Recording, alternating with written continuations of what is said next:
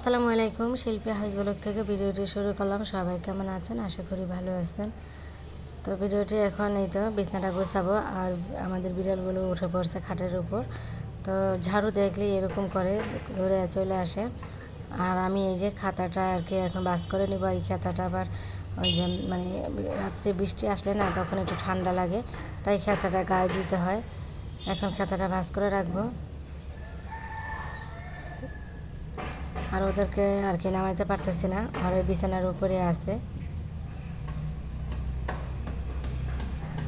সকালে বিছানাটা গোছালে মনে হয় অর্ধেক কাজকর্ম শেষ হয়ে যায়, এরকম মনে হয়। বিছানাটা গোছানো মানে না করা পর্যন্ত মনে হয় ঘরের কাজই শেষ হয় না। তো আজকের ভিডিওটি যদি আপনাদের কাছে ভালো লাগে তাহলে প্লিজ লাইক দিয়ে ভিডিওটি কন্টিনিউ করবেন। অনেকে দেখেন আর কি আমার ভিডিও, অনেকেই দেখেন, কিন্তু মনে থাকে না হয়তো বা আপনাদের লাইক দিতে। তো মনে করে প্লিজ লাইকটি দিয়ে যাবেন। আর হচ্ছে যদি ভালো লাগে দেখতে দেখতে তাহলে সাবস্ক্রাইব করে ভিডিওর পাশে বন্ধু হয়ে থাকবেন। দেখতে দেখতে আর কি ভিডিওটি ভালো লাগবে। তো আমি প্রথমে আর কি ছোট ছোট ভিডিওগুলো দিতেছি, ছোট করে আর কি দেই। যদি আপনাদের কাছে ভালো লাগে আপনারা কমেন্ট করবেন, তাহলে আর একটু বড় করে ভিডিও দেওয়ার চেষ্টা করব।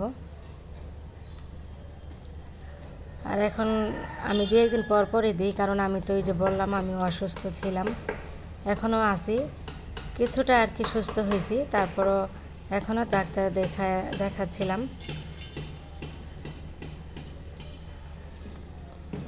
আর এই বাসাটা আমি ছাড়বো, এই বাসাটা ছাড়বো দেখে আমি না নতুন করে কোনো কিছু কেনাকাটা করতেছি না। অনেক কিছু কিনা বাকি ছিল, তারপর যেহেতু বাসা ছাড়া চিন্তাভাবনা আছে, তাই ভাবলাম যে এই বাসা কিছুই কিনবো না। নতুন বাসা গিয়ে যা যা কেনার প্রয়োজন মানে ওগুলো আর কি কিনবো, কিছু প্রয়োজনীয় জিনিসপত্রই আর কি কিনবো।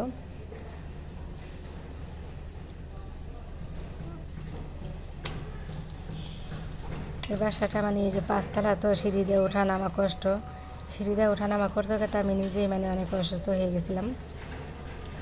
এই জন্য বাসাটা ছাড়া চিন্তা ভাবনা করতেছি। স্কুলের কাছে আর কি বাসা নিব, ওইটাই চিন্তা ভাবনা আছে।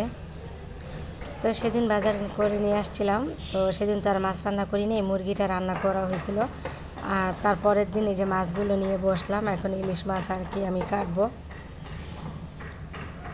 ইলিশ মাছটা পেঁয়াজ দিয়ে আর কি ভুনা করব। আর হচ্ছে এই যে টমেটো দিব, টমেটো দিয়ে ইলিশ মাছ ভুনা, তারপর চিংড়ি মাছ দিয়ে লাউ রান্না করব।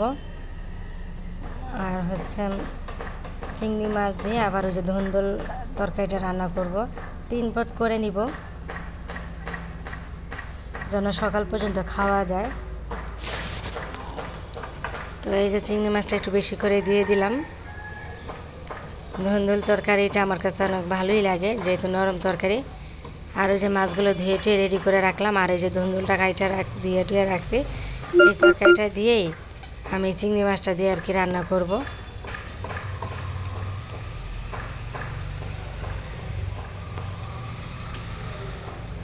তো এটা হচ্ছে মানে আমার জন্য রান্না করতেছিলাম।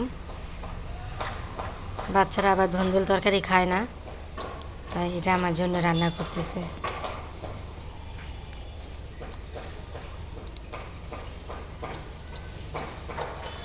আর ওই যে বাসাটা আর কি ছাড়ার কথা বললাম, যে বাসাটা স্কুলের কাছেই নিব। তো এখনও খুঁজি নেই বাসা, তো আমি একটু সুস্থ হয়ে নিই, তারপর বাসা খুঁজতে হবে। বাসা খোঁজাটা অনেক ঝামেলা, আবার পাল্টানোটা অনেক ঝামেলা। গুছানো জিনিস এলোমেলো করে আবার আবার নতুন বাসা যায়, আবার গুছাও, এরকম আর কি। কী করার, বাসা তো নিতেই হবে। প্রতিদিন আর কি উপরে ওঠা নামা অনেক কষ্ট হয়ে যায়। দোতলা কি 3তলা যদি পাই তাহলে নিব। আর নিচতলা যাওয়ার অতটা ইচ্ছা নেই, নিচতলা অনেক মশা মাছি, অনেক ময়লা টলা আর কি। এই জন্য উপরে থাকাটা আমি মনে করি ভালো। আর নিচতলা যদি ভালো পরিবেশ দেখে থাকা যায় তাহলে তো যাই, আর তা না হলে তো নিচতলা থাকাটা অসম্ভব হয়ে যায়।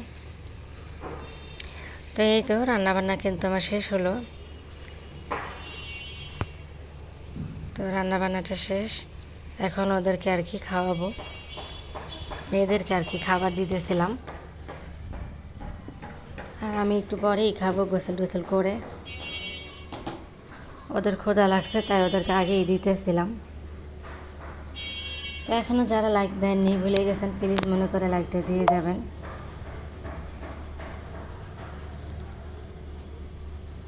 ইলিশ মাছটা ভুনা করলাম, আমি তরকারি দিয়ে না বেশি, ছোট ইলিশ তো এই জন্য ভালো লাগবে না, তাই ভুনা করে নিলাম। আর আমাদের বিড়ালের জন্য মাছ, যে আর কি সুরমা মাছ আর কি, সুরমা মাছটা নিয়ে আসছিলাম, ওই মাছটা সিদ্ধ করে রাখছি, ওদেরকে আবার ওই মাছটা খেতে দিব। তো জিলাপি নিয়ে আসলাম, এখন জিলাপি খাচ্ছিল। আর আমি বাইরে গেছিলাম তো, এসে দেখি ওরা পড়তেছিল। তো যাই হোক, আজকে ভিডিওটি এখানেই রাখবো। সবাই ভালো থাকবেন, সুস্থ থাকবেন, শিল্পী হাউজের ব্লকের পাশে থাকবেন। আজ তাহলে এই পর্যন্তই। আসসালামু আলাইকুম।